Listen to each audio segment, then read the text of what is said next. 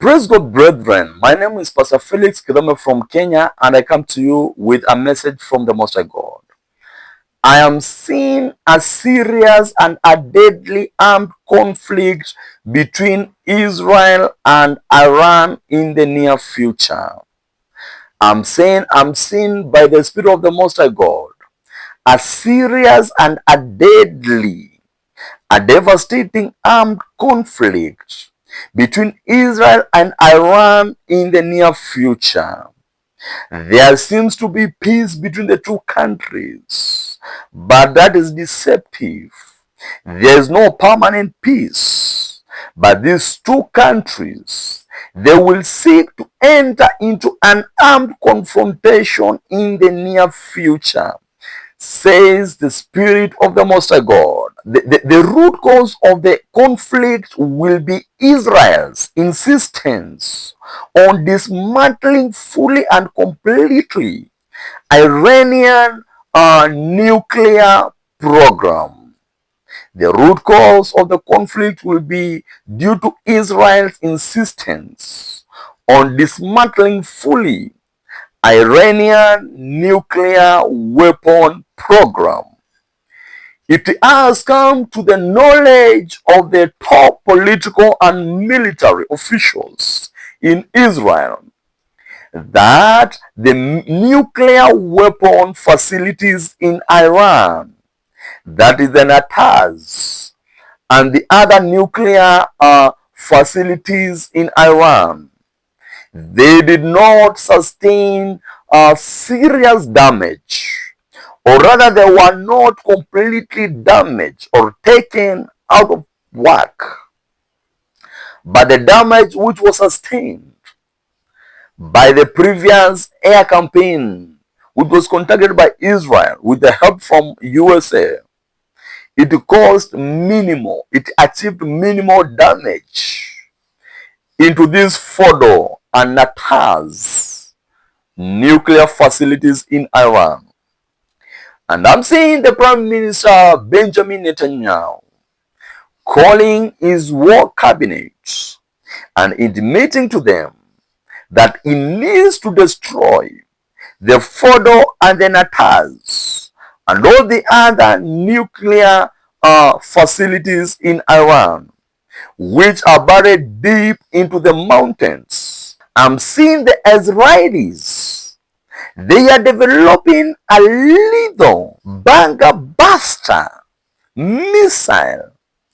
They are developing a little bunker buster missile which can penetrate the most fortified concrete, which can penetrate the most hardest of rocks, which can penetrate deep into the ground up to 300 meters with the sole aim of destroying the Natanz and the Fordo nuclear facilities in Iran, with the sole purpose of destroying the Fordo and the Natanz nuclear facilities in Iran, says the Spirit of the Most High God. I am also seeing the top political and military leaders in Israel saying that they need to destroy completely and permanent the ballistic, the missile, and the drone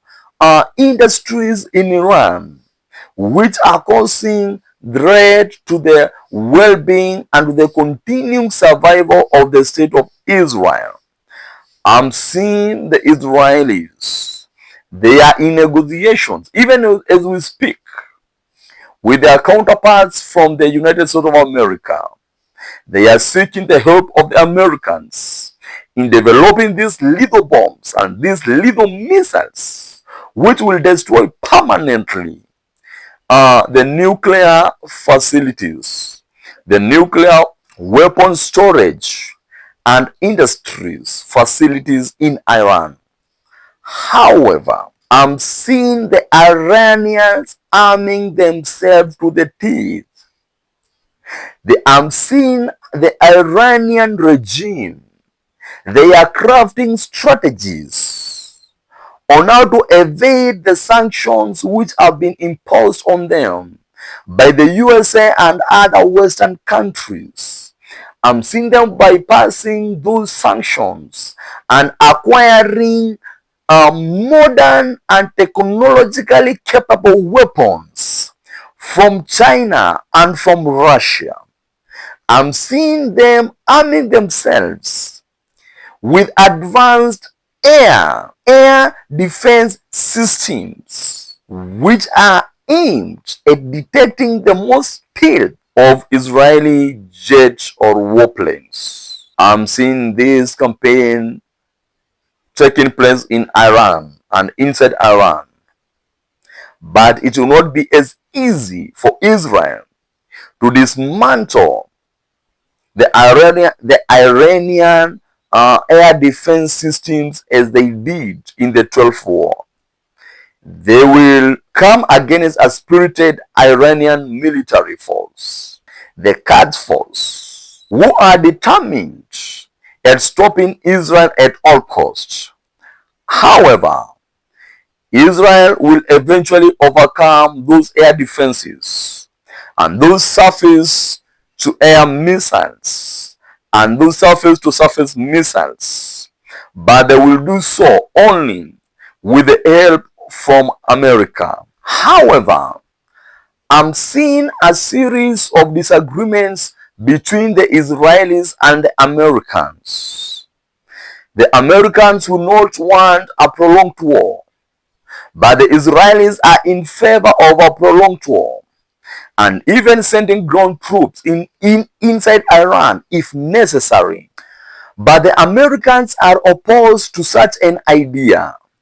They only want to carry out a limited air campaign, which is aimed at stopping Iranian nuclear program, because the Iranians or Iran has failed completely to enter into an agreement with the United States of America to stop them from conducting and from developing nuclear weapons.